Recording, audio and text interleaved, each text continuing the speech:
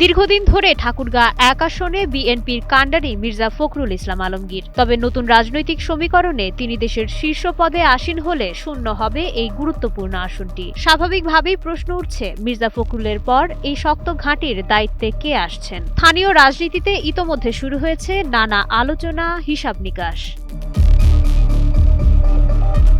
সম্ভাব্য নাম হিসেবে প্রথম সারিতেই আছেন তার ছোট ভাই মির্জা ফয়সল আমিন। ঠাকুরগাঁ পৌরসভার সাবেক এই মেয়র দীর্ঘদিন ধরে স্থানীয় তৃণমূল রাজনীতির সঙ্গে সরাসরি যুক্ত। মাঠ পর্যায়ের নেতাকর্মীদের সঙ্গে তার যোগাযোগ অত্যন্ত নিবিড়। পারিবারিক ঐতিহ্য আর দীর্ঘ রাজনৈতিক অভিজ্ঞতায় তিনি প্রার্থী হিসেবে বেশ শক্ত অবস্থানে রয়েছেন।